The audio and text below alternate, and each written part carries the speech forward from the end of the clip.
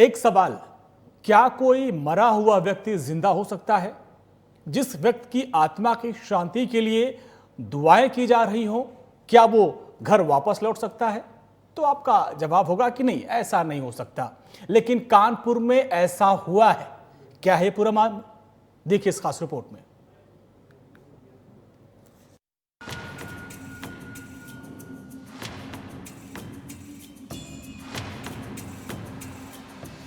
वो मर चुका था, उसे सुपुर्दे खाक किया जा चुका था। कब्रिस्तान में सभी की मौजूदगी में उसे दफनाया गया था। शोक में डूबा परिवार उसकी आत्मा की शांति के लिए मौत के बाद किए जाने वाले क्रियाकलाप करने में जुटा था। लेकिन ये क्या, वो वापस आ गया, वो भी सही सलामत। उसे देखकर परिवार वालों के होश उड़ गए। कैसे कोई मर के वापस आ सकता है, वो भी दफन होने के 3 दिन बाद? ये सब सुनकर आप भी सोच रहे होंगे कि आखिर माजरा है क्या। तो चलिए आपको विस्तार से ये पूरी कहानी बताते हैं। दरअसल कानपुर का अहमद हसन चकेरी के ओमपुरवा स्थित आजाद पार्क के पास पत्नी नगमा और 2 बच्चों के साथ रहता है। अहमद एसी रिपेयरिंग का काम करता है। 2 अगस्त को पत्नी से झगड़ा करके घर से निकल गया था। जब वो वापस नहीं आया तो दूसरे दिन चकेरी थाने में उसकी गुमशुदगी की रिपोर्ट दर्ज कराई गई। 5 अगस्त को यतीम खाने के पास एक लावारिस शव की सूचना मिली। परिवार के लोग पहुंचे और उसकी अहमद के रूप में पहचान कर ली गई। पुलिस ने भी ज्यादा पड़ताल न कर उस शव का पंचनामा कर पोस्टमार्टम के लिए भेज दिया और उसके बाद शव को कब्रिस्तान में दफन कर दिया गया। शुक्रवार रात अहमद खुद घर पहुंचा तो सभी दंग रह गए। परिवार के लोग अहमद को चकेरी थाने लेकर पहुंचे। अहमद को जिंदा देख पुलिस के होश पाख्ता हो गए। यहीं से शुरू हुआ पुलिस की लापरवाही का कारनामा। एक और अहमद जिंदा है तो दूसरी तरफ जिसे दफन किया गया, जिसका पोस्टमार्टम हुआ, वो कौन था? फिलहाल पुलिस ने अहमद को परिजनों को सुपुर्द कर दिया है।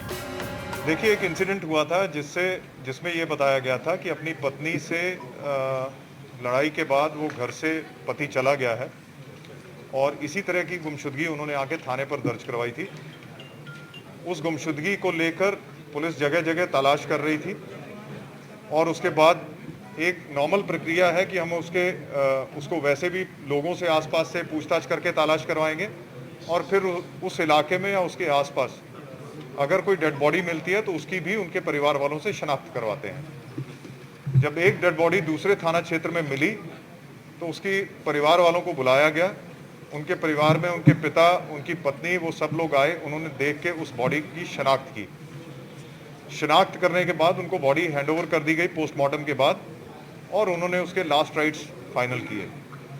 लेकिन उसके बाद जो उनका परिवारीजन गुमशुदा था वो बरामद हो गए।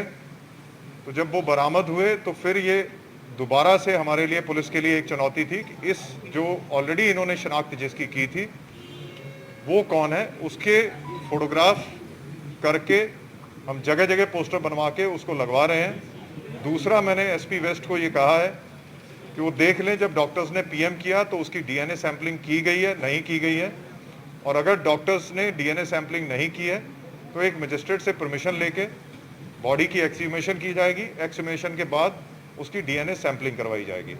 हमारा पूरा प्रयास होगा कि जो दूसरे मृतक हैं उनकी भी प्रॉपर्ली शनाख्त हो जाए।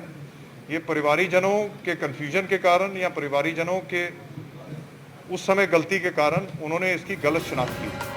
बड़ा सवाल ये है कि हाईटेक हो चुकी यूपी पुलिस कैसे इतनी बड़ी लापरवाही कर सकती है। खैर, ये कानपुर पुलिस है। जी हाँ, कानपुर पुलिस जो कुछ भी कर सकती है। कानपुर से नेशनल वॉइस के लिए जेबा खान की रिपोर्ट।